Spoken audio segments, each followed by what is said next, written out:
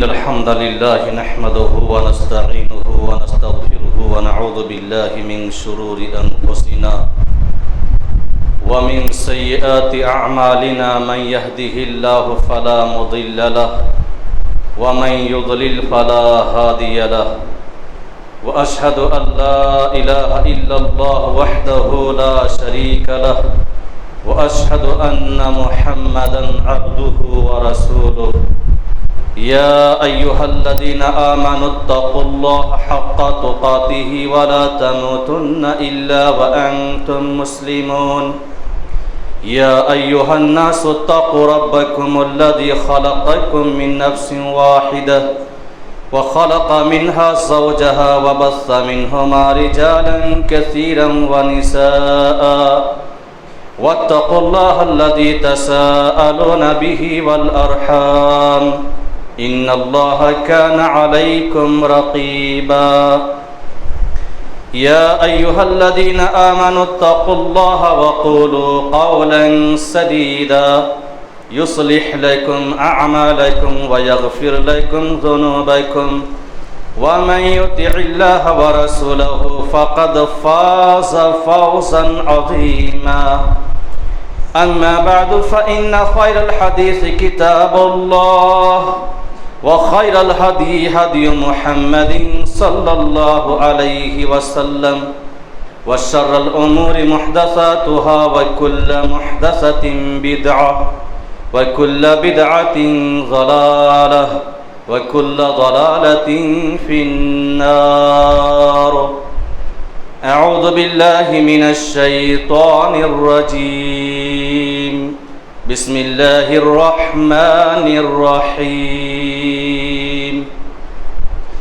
يوم نقول لجهنم هل امتلأت وتقول هل من مزيد وأزلفت الجنة للمتقين غير بعيد هذا ما توعدون لكل أواب حفيظ من خشي الرحمن بالغيب وجاء بقلب منيب ادخلوها بسلام ذلك يوم الخلود وقال الله تبارك وتعالى في القرآن الكريم بسم الله الرحمن الرحيم وإذا سألك عبادي عني فإني قريب أجيب دعوة الداع إذا دعاني فليستجيبوا لي وليؤمنوا بي لعلهم يرشدون وقال الله تبارك وتعالى في موضع آخر وقال ربكم ادعوني أستجب لكم إن الذين يستكبرون عن عبادتي سيدخلون جهنم داخرين رب اشرح لي صدري ويسر لي أمري واحلل عقدة من لساني يفقهوا قولي اللهم صل على محمد وعلى آل محمد كما صليت على إبراهيم وعلى آل إبراهيم إنك حميد مجيد اللهم بارك على محمد وعلى آل محمد كما باركت على إبراهيم وعلى آل إبراهيم إنك حميد مجيد ہر قسم کی تعریفات حمد و ثنا بڑائی بزرگی عظمت و کبریائی بیان کرنی لائق و زیبا ہے اس خالق کائنات و مالک ارض و سما کے لیے جو بارش کے قطرے کو سیپ میں موتی بنانے والا پھول کے اندر خوشبو بھرنے والا ابر سے پانی برسانے والا پوری دنیا اور پوری کائنات کا خالق و مالک ہے پالنہار ہے بعد ہو درود و سلام نازل ہو جناب محمد الرسول اللہ صلی اللہ علیہ وآلہ وسلم پر جنہیں بھیج کر اللہ تبارک و تعالی نے امت اسلامیہ پر بڑا احسان فرمایا ہے اور جنہوں نے گناہ گو مصائب و تکالیف کا سامنا کر کے پریشانیوں کا سامنا کر کے دین اسلام کو دنیا کے گوشے گوشے اور چپے چپے میں پھیلایا ہے۔ حضرات، ایسے نبی، ایسے رسول، ایسے پیغمبر پر لاکھوں لاکھ کروڑہ کروڑ درود و سلام نازل ہوں۔ اللہم صلی علی محمد۔ آج کے خطبہ میں انشاءاللہ العزیز میں جس موضوع پر گفتگو کرنے کی کوشش کروں گا وہ ہے دعا کے جائز اور ناجائز طریقے، اور یہ بھی سمجھ لیجئے دعا کے غیر شرعی طریقے کا ہی ایک سلسلہ ہے، اس کی ایک کڑی ہے، اس کا ایک پارٹ ہے۔ جیسا کہ کئی جمعہ سے تقریباً 2-3 جمعہ سے اس موضوع کی پر گفتگو ہوتی چلی آ رہی ہے۔ اس سے قبل آپ لوگوں نے بہت ساری باتیں سماعت فرمائی ہیں۔ عبادت کس کی کرنی چاہیے، عبادت کس کے طریقے پر ہونی چاہیے، اور آج عبادت کس طرح ہونی چاہیے۔ یہ ہے دعا کے غیر شرعی طریقے کے عناصر میں سے ایک عنصر، اور موضوع ہے دعا کے جائز اور ناجائز طریقے۔ اسی کے اوپر انشاءاللہ العزیز گفتگو ہوگی، بغور سماعت فرمائیں گے تو انشاءاللہ آپ کو افادہ ہوگا۔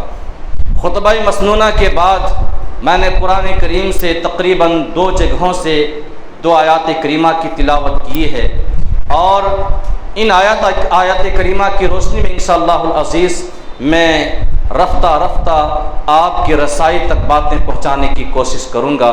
دعا کیجیے اللہ تبارک و تعالیٰ سے کہ اللہ ہم سب کو کہنے سننے سے زیادہ عمل پیرا ہونے کی توفیق عطا فرما، آمین یا رب العالمین۔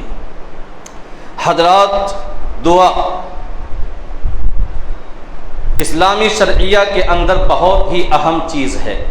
دعا کرنا، پکارنا، اور دعا ایک عبادت ہے۔ عام طور پر لوگ دعا کو عبادت سمجھتے نہیں، حالانکہ دعا ایک عبادت ہے اور بہت ہی اہم ترین عبادت ہے۔ امام ترمذی رحمۃ اللہ علیہ نے حدیث نقل فرمایا ہے، نبی کریم صلی اللہ علیہ وسلم نے فرمایا الدعاء هو العبادہ، دعا عبادت ہے۔ کچھ لوگوں نے ترجمہ کیا کہ دعا ہی عبادت ہے، جس سے پتہ یہ چلا کہ دعا عبادت ہے، اور شریعت اسلامیہ کے اندر عبادت کے لیے اصول اور ضابطہ مقرر کیا ہے، طریقہ متعین کیا ہے، مقرر کیا ہے۔ ہم اور آپ ذرا دیکھیں، بغور بنظر غائر اگر دیکھیں تو ہمیں معلوم ہوگا کہ کوئی بھی عبادت اور کوئی بھی عمل ایسا نہیں ہے جس کے لیے اسلامی شرعیہ کے اندر طریقہ متعین نہ کیا گیا ہو، نہ بتلایا گیا ہو، اصول اور ضابطہ نہ بیان کیا گیا ہو۔ نماز ہی کو دیکھ لیجئے تو نماز پڑھنے کا طریقہ الحمدللہ بتا دیا گیا، روزہ رکھنے کا طریقہ بتا دیا گیا، زکوٰۃ دینے کا طریقہ بتا دیا گیا، حج کرنے کا طریقہ بتلا دیا گیا، عمرہ کرنے کا طریقہ بتلا دیا گیا، حتیٰ کہ ہر سال مسلمان بڑے ہی چابک دستی کے ساتھ، شوق و ذوق و رغبت کے ساتھ جو قربانیاں اللہ تبارک و تعالیٰ کے حضور پیش کرتے ہیں نا، اس قربانی کا بھی طریقہ اللہ تبارک و تعالیٰ نے بتلا دیا، شریعت اسلامیہ نے بتلا دیا۔ تو دعا کا بھی طریقہ ہے، تو کچھ طریقے ایسے ہیں جو حرام ہیں، ناجائز ہیں، اور کچھ طریقے جائز ہیں۔ اسی لیے میں نے ٹاپک کا نام رکھا دعا کے جائز اور ناجائز طریقے۔ تو پہلے آپ دعا کے تعلق سے سن لیجئے، سمجھ لیجئے۔ دعا ایک ایسی چیز ہے جس کا مسلمانوں کی زندگی سے کبھی بھی لا تعلق نہیں ہونا چاہیے، جس کا تعلق کبھی منقطع نہیں ہونا چاہیے۔ جو انسان اللہ تبارک و تعالیٰ سے نہیں مانگتا، اللہ تبارک و تعالیٰ سے دعا نہیں کرتا، اللہ کو پکارتا نہیں، اللہ رب العالمین سے سوال نہیں کرتا، اللہ تبارک و تعالیٰ اس پر غضبناک ہوتا، اس سے ناراض ہوتا۔ یہ اللہ رب العالمین کی مہربانی ہے۔ دنیا کے اندر آپ کسی سے مانگیے تو وہ ناراض ہوتا، مانگنے پر ناراض ہوتا، ارے یہ مانگ رہا، لیکن اللہ تبارک و تعالیٰ کی ذات ایسی ہے، وہ اتنا بڑا مہربان ہے کہ نہ مانگنے سے وہ ناراض ہوتا۔ امام ترمذی رحمۃ اللہ علیہ نے حدیث نقل فرمایا ہے، ابو ہریرہ رضی اللہ تعالی عنہ راوی حدیث، عن ابی ہریرہ رضی اللہ تعالی عنہ عن النبی صلی اللہ علیہ وسلم قال من لم يسأل اللہ یغضب علیہ۔ نبی کریم صلی اللہ علیہ وسلم فرماتے ہیں جو آدمی اللہ تبارک و تعالیٰ سے نہیں مانگتا، سوال نہیں کرتا، اللہ تبارک و تعالیٰ اس سے ناراض ہوتا، اس پر غضبناک ہوتا ہے اللہ رب العالمین۔ تو یہ اللہ تبارک و تعالیٰ کی مہربانی۔ اسی طرح ترمذی کے اندر حدیث ہے اور راوی حضرت ابو ہریرہ رضی اللہ تعالی عنہ ہی، عن ابی ہریرہ رضی اللہ تعالی عنہ قال قال رسول اللہ صلی اللہ علیہ وسلم لیس شیء اکرم علی اللہ تعالی من الدعاء۔ نبی کریم صلی اللہ علیہ وسلم نے فرمایا اللہ تبارک و تعالیٰ کے نزدیک سب سے مکرم اور سب سے معزز چیز دعا۔ اور افسوس کی بات یہ ہے کہ آج مسلمان دعا ہی سے کوسوں دور ہے۔ سب سے معزز چیز، سب سے پسندیدہ چیز اللہ رب العالمین کے نزدیک دعا، اور دعا افضل عبادت میں افضل ترین عبادت ہے۔ مستدرک حاکم کی روایت، نبی کریم صلی اللہ علیہ وسلم نے فرمایا الدعاء افضل العبادہ، اور ایک روایت میں ہے افضل العبادت الدعاء، افضل عبادت دعا۔ تو نبی کریم صلی اللہ علیہ وسلم نے دعا کو افضل عبادت قرار دیا ہے۔ تو دعا بہت ہی ضروری ہے، دعا اللہ سے مانگنی چاہیے، دعا اللہ سے کرنی چاہیے، اللہ تبارک و تعالیٰ سے لو لگانا چاہیے، اللہ کے سامنے دست دراز کرنا چاہیے، دامن پھیلانا چاہیے، اور اللہ رب العالمین سے بخشش اور معافی طلب کرنا چاہیے۔ انسانی زندگی کے لیے یہ جزء لا ينفک ہونا چاہیے، ایسی چیز جس کا کبھی کسی سے منقطع نہ۔ تو یہ دعا میرے بھائی اور دوست بزرگوں، لیکن دعا کی بھی طریقے ہیں، مانگنے کے بھی طریقے ہیں۔ اگر مانگنے والا کوئی بڑا آدمی کے پاس چلا جائے، کسی بادشاہ کے پاس چلا جائے اور ایسے تیسے چلا جائے تو دھکا کھا کر اسے نکلنا پڑے گا، دھتکار دیا جائے گا۔ اسے اگر اصول معلوم ہو جائے کہ بادشاہ کے سامنے کیسے مانگا جاتا ہے تو اسے مانگنے کی اجازت دی جائے گی اور وہ مانگ سکتا ہے۔ تو مانگنے کا بھی طریقہ اللہ تبارک و تعالیٰ نے اور نبی کریم صلی اللہ علیہ وسلم نے بیان فرمایا، بتلایا کہ دعا اگر کی جائے تو کیسے کی جائے۔ تو دعا کا جائز طریقہ جو ہے میں آپ کے سامنے بڑے ہی اختصار کے ساتھ رکھنے کی کوشش کروں گا۔ سب سے پہلے دعا کے اندر دیکھا جائے کہ کیا چیز ضرورت پڑتی ہے۔ تو دعا کے آداب میں سے سب سے پہلی چیز، جب آدمی دعا کا ارادہ کرے، دعا مانگے، دعا اللہ تبارک و تعالیٰ سے کرنا چاہے تو اسے قبلہ رخ ہونا چاہیے، استقبال قبلہ کی طرف استقبال کرنا چاہیے۔ قبلہ رخ ہو کر وضو وغیرہ کر کے آئے، قبلہ رخ ہو کر یا تو بیٹھ جائے یا تو کھڑے ہو کر دعا کرے۔ تو قبلہ رخ ہو کر دعا کرنا یہ دعا کے آداب میں سے ہے اور ضروریات میں سے۔ حضرت عمر بن خطاب رضی اللہ تعالی عنہ بیان کرتے ہیں، صحیح مسلم کی روایت، کہتے ہیں نبی کریم صلی اللہ علیہ وسلم بدر کے میدان میں کافروں کی طرف دیکھا تو آپ صلی اللہ علیہ وسلم نے دیکھا کہ ان کی تعداد 1000 ہے۔ پھر نبی کریم صلی اللہ علیہ وسلم نے صحابہ کرام رضی اللہ تعالی عنہم اجمعین کی طرف نگاہ اٹھا کر دیکھا تو دیکھا کہ مٹھی بھر جماعت، 313 یا 317 یا 319 افراد پر مشتمل ایک چھوٹی سی ٹولی، ایک چھوٹا سا گروہ ہے۔ نبی کریم صلی اللہ علیہ وسلم یہ دیکھ کر اپنے چادر مبارک کو سنبھالا اور خیمے کے اندر داخل ہو گئے اور قبلہ رخ ہو گئے، اور قبلہ رخ ہو کر اپنے دونوں ہاتھوں کو دست مبارک کو آسمان کی طرف دراز کر دی اور اللہ تبارک و تعالیٰ سے دعائیں کرنا شروع کر دیے۔ کہنے لگے اللہم انجز لی ما وعدتنی، اللہم آتی ما وعدتنی، اللہم ان تہلک هذه الأصابة من أهل الإسلام لا تبعد في الأرض، وفي رواية اللهم إن تهلك هذه الأصابة اليوم لم تبعد بعد اليوم أبدا۔ نبی کریم صلی اللہ علیہ وسلم اپنے دونوں ہاتھ پھیلا کر دعا کر رہے ہیں اور نہایت ہی گریہ و زاری کے ساتھ، الحاح کے ساتھ، عاجزی اور انکساری کے ساتھ، آنسو گریہ وزاری کرتے ہوئے آپ صلی اللہ علیہ وسلم دعا کر رہے ہیں، اے اللہ تو نے مجھ سے جو وعدہ کیا ہے آج اس وعدہ کو پورا کر دے، اے اللہ تو نے مجھ سے جو وعدہ کیا ہے آج اس وعدے سے مجھے سرفراز فرما دے۔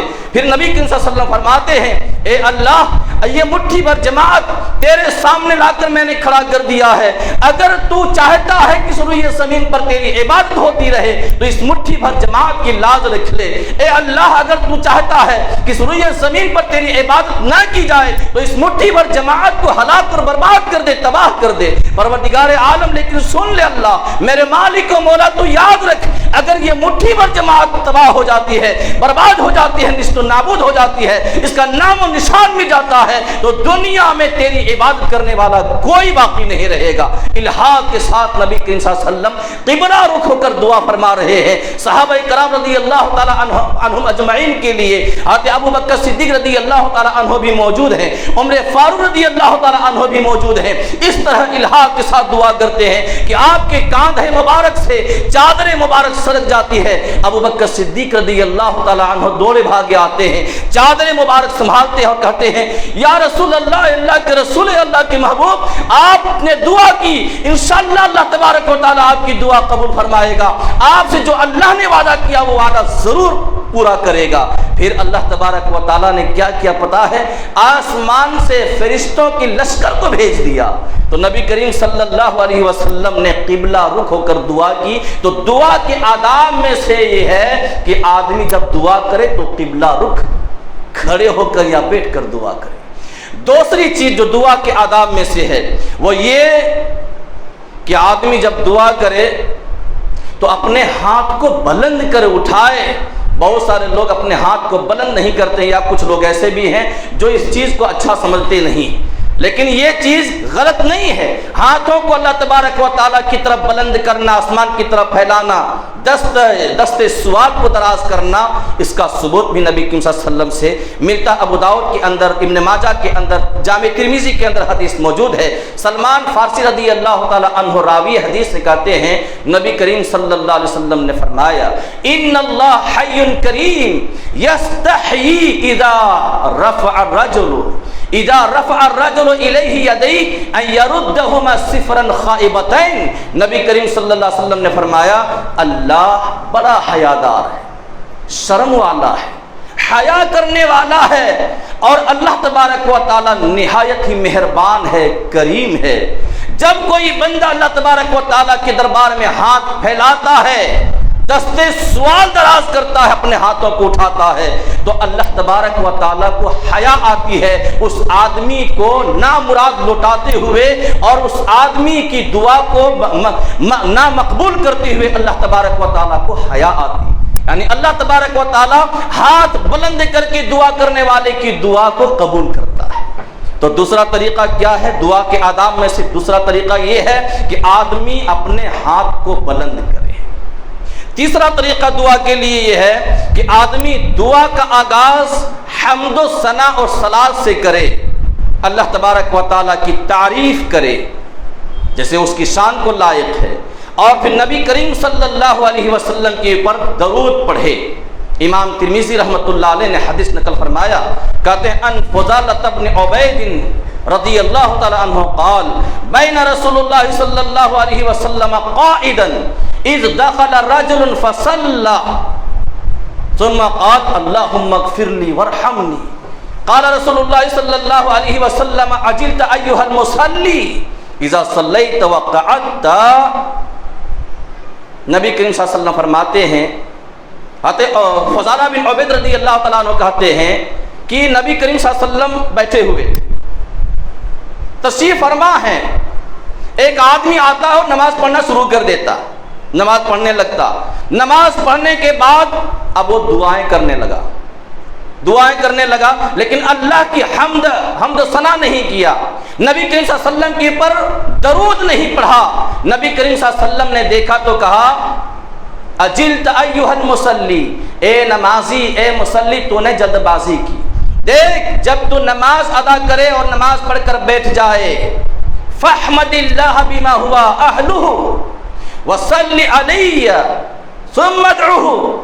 ترمذی کے اندر حدیث موجود ہے، نبی کریم صلی اللہ علیہ وسلم فرماتے ہیں کہ جب تو دعا کرنے لگے تو سب سے پہلے دعا میں اللہ کی تعریف بیان کرنا، حمد و ثنا کرنا، اور میرے اوپر درود بھیجنا، اس کے بعد تو دعا کرنا۔ راوی حدیث کہتے ہیں ایک آدمی آیا، دوسرا آدمی آیا، اس کے بعد اور وہ نماز پڑھنے لگا، نماز سے فارغ ہوا اور فارغ ہونے کے بعد اس نے اللہ تبارک و تعالیٰ کی حمد بیان کی، فحمد اللہ وصلی علی النبی صلی اللہ علیہ وسلم، اللہ رب العالمین کی تعریف بیان کی اور نبی کریم صلی اللہ علیہ وسلم کے اوپر درود بھیجا۔ اس کے بعد اس نے دعا کرنا شروع کر دیا تو نبی کریم صلی اللہ علیہ وسلم نے کیا اسے فرمایا پتہ ہے؟ ایھا المصلی ادعو تجب، اے مصلی، اے نمازی، اب تو دعا کر، تیری دعا قبول ہوگی، اللہ تبارک و تعالیٰ کے بارگاہ میں تیری دعا مقبول ہوگی، اب تو دعا کر، تو نے کام کر لیا ہے، اللہ کی تعریف بیان کر لی ہے، نبی کے اوپر درود بھیج لیا، اب تو دعا کر، تیری دعا قبول ہوگی۔ تو دعا کے آداب میں سے تیسرا ادب یہ ہے کہ آدمی دعا کا آغاز اللہ تبارک و تعالیٰ کی حمد و ثنا اور نبی کریم صلی اللہ علیہ وسلم پر درود بھیج کر کرے، یہ ہے دعا کے آداب میں سے۔ بہت سارے لوگ آتے ہیں، ہاتھ اٹھا دیتے ہیں اور پھر دعائیں مانگنا شروع کر دیتے ہیں، یہ دعا صحیح نہیں ہے، دعا کے آداب کے خلاف ہے۔ تو یہ دعا کے آداب میں سے ہے، اور دعا کے آداب میں سے ایک ادب یہ بھی ہے کہ آدمی کے اندر عاجزی ہو، انکساری ہو، استکانہ، آدمی اپنے آپ کو بالکل لوز کر دے، لوزر بنا دے، بالکل پست کر دے، بالکل عاجز بنا دے، کریا زاری کرے، اللہ تبارک و تعالیٰ کے سامنے اپنے آپ کو پیش کر دے، بالکل حقیر بنا کر، ذلیل اور کمتر بنا کر، اور اس طرح آدمی اللہ تبارک و تعالیٰ سے دعا کرے تو اللہ تبارک و تعالیٰ ایسے بندے کی دعا کو قبول فرماتا ہے۔ اللہ رب العالمین نے فرمایا قرآن کریم کے اندر، ادعوا ربکم تضرعا وخفیا انہ لا یحب المعتدین، تم اپنے پروردگار کو عاجزی و انکساری کے ساتھ پکارو اور خفیہ طور پر پکارو، چپکے چپکے پکارو۔ اللہ تبارک و تعالیٰ اعتداء کو پسند نہیں کرتا، حد سے تجاوز کرنے والے کو پسند نہیں کرتا۔ آج ہم آپ دیکھتے ہیں اور آپ نے بھی دیکھا ہوگا، مشاہدہ کیا ہوگا، بہت سارے لوگ ایسے ہوتے ہیں جو دکھانے کے لیے زور زور سے دعائیں کرنا شروع کر دیتے ہیں۔ بہت سارے لوگ ایسے ہوتے ہیں، دعائیں کر رہے ہیں، روتے جا رہے ہیں، روتے جا رہے ہیں، گڑ گڑا رہے ہیں۔ یہ نہیں ہونا چاہیے، ریاکاری نہیں ہونی چاہیے، عاجزی انکساری ہونی چاہیے، گریہ ازاری ہونی چاہیے، استقامت ہونی چاہیے۔ اللہ تبارک و تعالیٰ کے سامنے آدمی اپنے آپ کو ذلیل بنا دے، حقیر بنا دے، کمتر بنا دے کہ اللہ تو اکبر ہے، سب سے بڑا ہے میرے مولا، اور ہم تیرے محتاج ہیں، ہم کچھ بھی نہیں، ہماری دعا کو تو قبول فرما لے۔ عاجزی بنا، عاجزی کے ساتھ اللہ تبارک و تعالیٰ سے دعا کرے، تو یہ اللہ تبارک و تعالیٰ کا فرمان ہے۔ اور پانچویں چیز جو بہت ہی اہم ہے میرے بھائی اور دوستو بزرگوں، وہ یہ کہ دعا کے اندر اخلاص ہونا چاہیے۔ اخلاص آج اس کی بہت زیادہ کمی ہے لوگوں کے اندر، اخلاص ہونا چاہیے دعا کے اندر۔ آدمی اگر دعا کرے اللہ تبارک و تعالیٰ سے تو خالص اللہ ہی سے دعا مانگے، اگر اللہ کو پکارے تو خالص اللہ ہی کو پکارے، کسی اور کو اللہ کے ساتھ شامل نہ کرے، شریک نہ کرے، کسی اور کو نہ پکارے، اور نہ ہی کسی اور کو ذریعہ اور وسیلہ بنائے، خالص اللہ تبارک و تعالیٰ کو پکارے۔ تو اخلاص بہت ہی ضروری ہے۔ اللہ تبارک و تعالیٰ نے قرآن کریم کے اندر سورہ غافر سورہ نمبر 40 آیت نمبر 14 کے اندر فرمایا، فَادْعُوا اللَّهَ مُخْلِصِينَ لَهُ الدِّينَ وَلَوْ كَرِهَ الْكَافِرُونَ، آپ اللہ تبارک و تعالیٰ کو پکاریں، اس کے دین کو اس کے لیے خالص کرتے ہوئے، چاہے کفار کیوں نہ پیچ و تاب کھائیں، کیوں نہ مکروہ اور ناپسند کریں۔ آپ کو یہ دیکھنے کی ضرورت نہیں ہے، آپ اللہ کو خالص کرتے ہوئے، اس کے دین کو اسی کے لیے خالص کرتے ہوئے اللہ تبارک و تعالیٰ کو پکاریں۔ تو اللہ تبارک و تعالیٰ کو پکارنے میں، اللہ رب العالمین سے مانگنے میں، اللہ تبارک و تعالیٰ سے سوال کرنے میں انسان کے اندر اخلاص ہونا چاہیے۔ انسان مانگے تو صرف اللہ سے مانگے، انسان سوال کرے تو صرف اللہ سے سوال کرے، انسان اگر پکارے تو صرف اللہ تبارک و تعالیٰ کو پکارے، بیچ میں کسی کو نہ لائے، یعنی ورنہ یہیں سے گڑبڑی شروع ہو جائے گی۔ یہ بیچ میں جو لے آتے ہیں نا، یہیں سے گڑبڑی شروع ہو جاتی۔ تو دعا کے اندر اخلاص بہت ہی ضروری ہے، اور ایک اور چیز بہت ہی ضروری ہے، وہ یہ کہ دعا ڈائریکٹ ہونی چاہیے، انڈائریکٹ نہیں، بالکل ڈائریکٹ براہ راست اللہ تبارک و تعالیٰ سے دعا ہونی چاہیے، بالواسطہ نہیں، کسی کے ذریعے، کسی کے واسطے، کسی کے توفیل، کسی کے صدقے، یہ سب نہیں ہونا چاہیے، بالکل براہ راست اللہ تبارک و تعالیٰ کو پکارا جائے۔ قرآن کریم آپ پڑھیں گے تو آپ کو معلوم ہوگا، سورہ بقرہ کے اندر اللہ تبارک و تعالیٰ نے فرمایا 186 نمبر کی آیت میں اللہ رب العالمین نے فرمایا اذا سألك عبادی عنی فإنی قریب اجیب دعوت الداعی اذا دعانی فلیستجیبوا لی وليؤمنوا بی لعلهم یرشدون۔ اللہ رب العالمین نے فرمایا اے میرے محبوب، اگر لوگ آپ سے میرے متعلق سوال کریں، پوچھیں، تو آپ کہہ دیجئے فإنی قریب، میں بہت ہی قریب ہوں۔ غور کیجئے گا، میں بہت ہی قریب ہوں۔ اجیب دعوت الداعی اذا دعان، میں پکارنے والے کی پکار کو قبول کرتا ہوں جب کوئی مجھے پکارتا ہے۔ جملے کے اوپر غور کیجئے، ترجمے پر غور کیجئے، پکارنے والے کی پکار کو قبول کرتا ہوں جب کوئی مجھے پکارتا ہے۔ تو جب آدمی اللہ تبارک و تعالیٰ کو براہ راست پکارتا ہے نا، تو اللہ تبارک و تعالیٰ اس پکارنے والے کی پکار کو قبول کرتا ہے۔ اللہ رب العالمین کہہ رہا فَلْيَسْتَجِيبُوا لِي، جب میں یہ کرتا ہوں تو لوگوں کو بھی میری بات مان لینا چاہیے، لوگوں کو بھی یہ کام کرنا چاہیے کہ وہ میری بات مان لیں، میرے فرمان مان لیں، میرے حکم کی تعمیل بجا لانے کے لیے تیار ہو جائیں، وَلْيُؤْمِنُوا بِي، مجھے میرے اوپر ایمان لائیں، لَعَلَّهُمْ يَرْشُدُونَ، یہ بھلائی کا باعث بنے گا، تاکہ بھلائی ملے، راہ راست ملے، رشد و ہدایت ملے۔ تو یہ کام ہونا چاہیے۔ اللہ تبارک و تعالیٰ نے اس آیت کریمہ کے اندر فرمایا کہ میں قریب ہوں، پکارنے والے کی پکار کو قبول کرتا ہوں۔ آدمی براہ راست جب اللہ کو پکارتا ہے تو اللہ قبول کرتا ہے۔ دوسری جگہ اللہ تبارک و تعالیٰ نے فرمایا سورہ غافر، سورہ نمبر 40 اور آیت نمبر 60 کے اندر اللہ تبارک و تعالیٰ نے فرمایا وَقَالَ رَبُّكُمُ ادْعُونِي أَسْتَجِبْ لَكُمْ، تمہارے پروردگار کا حکم ہے، تمہارے پروردگار کا فرمان ہے ادعونی استجب لکم، تم مجھے پکارو میں تمہاری پکار قبول کروں گا۔ دیکھ رہے ہیں اللہ رب العالمین فرما رہا تم مجھے پکارو میں تمہاری پکار کو قبول کروں گا، یعنی ڈائریکٹ مجھے پکارو۔ ان الذین یستکبرون عن عبادتی سیدخلون جہنم داخرین، جو لوگ میری عبادت سے روگردانی کرتے ہیں، استکبار کرتے ہیں، تکبر کرتے ہیں، ایسے لوگ قیامت کے دن ذلیل و خوار ہو کر جہنم رسید ہونے والے ہیں، جہنم رسید ہوں گے۔ اللہ کی عبادت سے تکبر کرنے والا مجرم ہے، قصوروار ہے، ظالم ہے اور جہنمی ہے، اور ایسے وہ جہنم کے اندر داخل نہیں ہوگا بلکہ ذلیل ہوگا، خوار ہوگا، رسوا ہوگا اور ذلیل و خوار ہو کر جہنم میں جائے گا۔ اللہ کی عبادت سے استکبار کرنے والوں کی تعداد آج بہت زیادہ۔ اللہ کی عبادت سے استکبار کرنا کیا مانا؟ اللہ کی عبادت کرنا ہی چھوڑ دیا، اللہ سے مانگنا ہی چھوڑ دیا، گویا کہ اس کے اندر تکبر۔ کیوں مانگے؟ کس چیز کی کمی ہے؟ صحت بھی ہے، تندرستی بھی ہے، موٹر بھی ہے، گاڑی بھی ہے، بنگلہ بھی ہے، مال ہے، دولت ہے، زمین و جائیداد بھی ہے، بڑے بڑے بلڈنگیں بھی ہیں، کاروبار بھی ہیں، بزنس بھی، سب کچھ ہے، کیوں مانگو؟ کس چیز کی کمی ہے؟ جیسے لوگ کہتے ہیں نا ہم روزے کیوں رکھیں، کھانے پینے کی کمی ہے کیا؟ روزے تو وہ رکھتے ہیں جن کے پاس کھانے پینے کی چیز نہیں ہوتی، کمی ہوتی۔ اب کریں گے کیا؟ بیچارے بھوکے نہیں رہیں گے تو تپسیا نہیں کریں گے تو کیا کریں گے؟ تو روزے تو وہ رکھتے ہیں جن کے پاس کھانے پینے کی چیز، ہم کیوں رکھیں روزے؟ ہمارے پاس تو سب کچھ ہے۔ تو کہتے ہیں کہ ہم دعا کیوں کریں، مانگیں کیوں؟ ہمارے پاس تو سب کچھ۔ یہ استکبار ہے اللہ تبارک و تعالیٰ کی عبادت، یہ غرور ہے، تکبر ہے میرے بھائی اور دوست بزرگوں، اور اللہ تبارک و تعالیٰ ایسے متکبرین کو پسند نہیں کرتا۔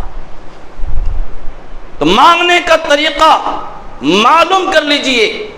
میں نے پہلے جو بیان کیا ہے وہ دعا کے جائز طریقے، اللہ تبارک و تعالیٰ سے مانگنے کا جائز طریقہ، اور اب جو باتیں آ رہی ہیں وہ ناجائز طریقے۔ کیا ہے کہ لوگ کیا کرتے ہیں؟ مانگنے میں بھی گھوٹالا کرتے ہیں، مانگنے میں بھی اللہ تبارک و تعالیٰ کے ساتھ غداری کرتے، مانگنے میں بھی شریعت اسلامیہ کا خیال نہیں رکھتے، اس کی پرواہ نہیں کرتے۔ یہاں بھی لوگ گڑبڑی کرتے ہیں، مانگنے میں بھی گڑبڑی کرتے ہیں۔ کیا کرتے ہیں کہ لوگ بیچ میں کسی کو لے آتے ہیں، کسی بزرگ کو لا کر کھڑا کر دیے، کسی نبی کو لا کر کھڑا کر دیے، کسی دیوی دیوتا کو لا کر کھڑا کر دیے، کسی پہنچی ہوئی ہستی کو لا کر کھڑا کر دیے، کسی پیر، کسی قطب اور ابدال کو کھڑا کر دیے، کسی ولی اللہ کو لا کر کھڑا کر دیے، اور پھر مانگنا شروع کر دیے۔ مانگ رہا ہے اور پھر آخر میں کیا کہتا ہے؟ ہاں، فلاں بابا کے توسل سے، فلاں بابا کے وسیلے میں ہماری دعا قبول ہو۔ گڑبڑ، یہ غلط طریقہ ہے، دعا کا ناجائز طریقہ ہے۔ قرآن کریم کی وہ ساری آیات جو میں نے ابھی آپ کو سنائی ہے، ان تمام آیات سے 3 باتیں معلوم ہوتی ہیں۔ ان میں سے پہلی بات یہ کہ اللہ تبارک و تعالیٰ اپنے بندے سے دور نہیں ہے۔ فرمایا کہ جب آپ سے سوال کرے تو کہہ دیجیے فإنی قریب، میں بہت قریب ہوں۔ تو بندے سے دور نہیں ہے۔ تو جو اللہ تبارک و تعالیٰ بندے سے دور نہیں ہے تو قریب ہے۔ تو کتنا قریب ہے؟ اللہ تبارک و تعالیٰ نے فرمایا نحن اقرب الیہ من حبل الورید، میں اس کے شہ رگ سے بھی زیادہ قریب ہوں۔ شہ رگ سے بھی زیادہ قریب۔ گردن کے اندر ایک رگ ہوتی جس کے کٹ جانے سے انسان مر جاتا ہے، جانور مر جاتا ہے، اس رگ سے بھی زیادہ اللہ تبارک و تعالیٰ قریب ہے۔ اسی لیے حضرت ہود علیہ السلام تقریر فرما رہے ہیں اور بیان فرما رہے ہیں، اپنے قوم کو سمجھا رہے ہیں، اور سمجھاتے سمجھاتے آخر میں جا کر کہہ رہے ہیں اِنَّ رَبِّ قریب مجیب، بے شک میرا پروردگار قریب ہے اور قبول کرنے والا ہے، جواب دینے والا ہے۔ تو اللہ تبارک و تعالیٰ دور نہیں ہے، قریب ہے۔ اور میرے بھائی اور دوستو بزرگوں، جو ذات قریب ہوتی ہے نا، جو اللہ قریب ہوتا ہے، اس تک اپنی پکار اور دعا کو پہنچانے کے لیے بیچ میں واسطہ اور وسیلہ لینے کی ضرورت نہیں ہوتی۔ مثال کے طور پر یہ ڈنڈا میں اس سے بالکل قریب ہے۔ اگر میں کسی آدمی کو کہوں کہ بھائی یہ ڈنڈا لا کر دے، کسی آدمی کو دور والے کو کہوں یہ ڈنڈا لا کر دے، لوگ بولیں گے مولوی صاحب کا بس کام تمام ہو گیا۔ ارے ڈنڈا قریب ہی میں ہے، چاہے ہاتھ بڑھائے لے لے۔ اب فلاں آدمی سے کہا ڈنڈا لا کر دو، یہ تو بات ہی بڑی عجیب ہے، بے وقوفی کی بات ہوگی۔ اللہ تبارک و تعالیٰ قریب ہے، اللہ رب العالمین قریب ہے، پھر مانگنے کے لیے، دعاؤں کو پہنچانے کے لیے بیچ میں واسطہ اور وسیلہ کیوں لیا جاتا؟ کیوں واسطہ اور وسیلہ لیا جاتا؟ میرے بھائی اور دوستو بزرگوں، یہ جائز طریقہ نہیں بلکہ دعا کے ناجائز طریقہ، حرام طریقہ، حرام طریقہ ہے۔ اسی لیے قرآن کریم کے اندر اللہ تبارک و تعالیٰ نے ایک جگہ نہیں بلکہ کئی مقامات پر اس چیز کی تردید فرمائی ہے، اس عمل کو رد فرمایا۔ مگر افسوس کے ساتھ کہنا پڑتا ہے، جب لوگوں کے سامنے یہ ساری آیتیں اور حدیثیں پیش کی جاتی ہیں نا، تو لوگ وہاں بھی بہانہ بناتے ہیں۔ کیا کہتے ہیں؟ ارے ہم تو کسی مورت کی پوجا نہیں کرتے، کسی دیوی دیوتاؤں کی عبادت نہیں کرتے، ہم تو کسی پتھر سے بنے ہوئے، لکڑیوں سے بنے ہوئے مورت کی تو نہیں پوجتے ہیں، ہم تو پکارتے ہیں تو ولی اللہ کو پکارتے ہیں جو اپنے قبروں کے اندر مدفون ہیں، ہم ان کو بیچ میں لاتے ہیں، ان کو پکارتے ہیں، ان کا واسطہ لیتے۔ اللہ تبارک و تعالیٰ نے معاملہ بالکل صاف کر دیا، کلیئر کر دیا۔ کہا کہ لکڑی اور پتھر سے بنے ہوئے بت کو پکارنا یہ تو گمراہی تو ہے ہی، شرک تو ہے ہی۔ شیطان کو پکارنا، جنوں کو پکارنا، فرشتوں کو پکارنا یہ تو گمراہی تو ہے ہی، لیکن جو مر چکے ہیں، اپنے قبروں کے اندر مدفون ہیں، اصحاب قبور سے وسیلہ اور واسطہ لینا اور ان کو پکارنا یہ بھی شرک ہے۔ اصحاب قبور سے ذرا غور کیجئے میرے بھائی اور دوستو بزرگوں، لوگ یہاں ٹرکا دیتے ہیں، کہتے ہیں ارے یہ آیتیں ہمارے اوپر تھوڑی فٹ ہوتی ہے، تو کفار مکہ اور مشرکین مکہ کے لیے ہیں، ان کے اوپر فٹ ہوتی ہیں جو بتوں کی پوجا کرتے تھے، ہم تھوڑی بتوں کی پوجا کرتے ہیں، اولی ولی اللہ کو ہم پکارتے، ہم ان کو وسیلہ کے لیے تو وسیلہ کے طور پر پیش کرتے ہیں۔ اللہ تبارک و تعالیٰ نے کیا فرمایا؟ اللہ اکبر، والذین تدعون من دون اللہ لا یخلقون شیئا ولا یخلقون وهم یخلقون۔ اموات غیر احیاء وما یشعرون ایان یبعثون الہکم الہ واحد. سورہ نحل کی آیت 20 اور 21 نمبر کی آیت. اللہ تبارک و تعالیٰ نے کیا فرمایا؟ جنہیں اللہ تبارک و تعالیٰ کے سوا پکارتے ہو نا، وہ کچھ بھی پیدا نہیں کر سکتے. لا یخلقون شیئا، وہ کوئی بھی چیز پیدا نہیں کر سکتے. وہم یخلقون، بلکہ وہ خود پیدا کیے ہوئے ہیں. وہ خالق نہیں، وہ مخلوق ہے. اموات، وہ مردہ ہیں. غیر احیاء، زندہ نہیں ہیں. وما یشعرون ایان یبعثون، اور کب زندہ ہو کر اٹھائے جائیں گے انہیں اس کا بھی شعور نہیں ہے. اس کا بھی شعور نہیں ہے. کب دوبارہ زندہ ہو کر اٹھائے جائیں گے اس کا بھی انہیں شعور نہیں. پہلی بات، وہ مردہ ہیں، زندہ نہیں ہیں. قرآن کریم کی اس جملہ نے یہ جتنے بھی ہیں فرشتے، شیطان، ان سب کو اس بحث سے خارج کر دیا. قرآن کریم کی یہ آیت شیطانوں اور فرشتوں کے اوپر فٹ نہیں آتی. ان پر اس آیت کریمہ کا اطلاق نہیں ہوتا. کیوں؟ اس لیے کہ فرشتے اور شیطان مرتے نہیں. اللہ نے کیا کہا؟ یہ سب کے سب مردہ ہیں، زندہ نہیں. اور دوسرے حصے سے وما یشعرون ایان یبعثون، کہ دوبارہ زندہ ہو کر اٹھائے جائیں گے اس کا شعور انہیں نہیں ہے. اس آیت کریمہ کو لا کر اللہ تبارک و تعالیٰ نے پتھر سے بنے ہوئے مورتیوں اور لکڑی اور مٹی سے بنے ہوئے مورتیوں، تمثیلوں اور دیوی دیوتاؤں کو بھی رد کر دیا، اسے خارج کر دیا اس بحث سے کہ یہ بھی اس سے مراد نہیں ہے. یہ بھی اس سے مراد نہیں. کیوں؟ اس لیے کہ ان سب کو تو دوبارہ زندہ کر کے اٹھائے جانے کا تو سوال ہی پیدا نہیں ہوتا. یہ پتھر دوبارہ زندہ کر کے اٹھائے نہیں جائیں گے، یہ مٹی، یہ گارے دوبارہ زندہ کر کے اٹھائے نہیں جائیں گے، تو ان کے اوپر تو اس کا اطلاق نہیں ہوتا. اللہ تبارک و تعالیٰ نے واضح فرما دیا کہ جس چیز سے اللہ تبارک و تعالیٰ نے روکا ہے نا، اور جنہیں تم اللہ کے سوا پکارتے ہو نا، جو کوئی چیز پیدا نہیں کر سکتے، وہ خود پیدا کیے ہوئے ہیں. وہ ہیں ولی اللہ، جو قبروں کے اندر مدفون ہیں. وہ ہستیاں ہیں، وہ بزرگ ہیں، وہ صالحین ہیں جنہیں تم پکارا کرتے ہو. وہ مردہ اشخاص ہیں. تو میرے بھائی اور دوست بزرگوں، اللہ تبارک و تعالیٰ کی اس آیت کریمہ سے ہمیں یہ بات معلوم ہو گئی کہ جو لوگ یہ کہا کرتے ہیں کہ ہم مورتیوں کی پوجا نہیں کرتے، بتوں کی پوجا نہیں کرتے، ہم اصحاب قبور کو وسیلہ کے طور پر پیش کرتے ہیں، ان سے مانگتے ہیں، ان کا نظریہ غلط ہو. یہ کام بھی بالکل سراسر حرام. یہ دعا کا غیر شرعی طریقہ، ناجائز طریقہ. اور اسی پر بس نہیں، اللہ تبارک و تعالیٰ نے تائید کے اندر قرآن کریم کے اندر آیات کو لایا. اللہ رب العالمین نے فرمایا، سورہ اعراف اٹھا کر دیکھیے گا 194 نمبر کی آیت. اللہ رب العالمین نے فرمایا، ان الذین تدعون من دون اللہ عباد امثالکم فادعوہم فلیستجیبوا لکم ان کنتم صادقین. کہا کہ تم اللہ تبارک و تعالیٰ کے سوا جنہیں پکارتے ہو نا، وہ کوئی اور نہیں، تمہارے ہی جیسے بندے ہیں. پتھر بندے نہیں ہو سکتے، یہ مورت تمثیل بندے نہیں ہو سکتے، وہ تمہارے ہی جیسے بندے ہیں. عباد امثالکم، جنہیں تم اللہ کے سوا پکارتے ہو، تمہارے ہی جیسے بندے ہیں. تم پکار کر دیکھو، پکارو تم انہیں. فلیستجیبوا لی، فلیستجیبوا، تمہاری پکار کو وہ سننے جواب دے دیں. ان کو تم صادقین، اگر تم سچے ہو تم پکارو. اللہ رب العالمین فرما رہا ہے کہ تم جنہیں پکارتے ہو نا اللہ کے سوا، وہ سب کے سب بندے ہیں. تو یہ کون بندے تھے؟ یہ گزرے ہوئے نیکوکار صالحین بندے تھے اللہ تبارک و تعالیٰ کے، جنہیں لوگوں نے، بعد والے لوگوں نے ذریعہ اور وسیلہ بنا لیا تھا، جنہیں پکارا کرتے تھے، مورت اور صورت دے دیے تھے اور پکارا کرتے تھے. آتے نوح علیہ السلام کے زمانے میں جو ہستیاں گزر گئی تھی، صالحین گزر گئے تھے، ان کی مورتیں بنا لیے گئے تھے اور پوجا ہو رہی تھی. اللہ رب العالمین سورہ نوح کے اندر بیان فرمایا، لا تذرن آلہتکم ولا تذرن ود ولا سواع ولا یغوث ویعوق ونسرا.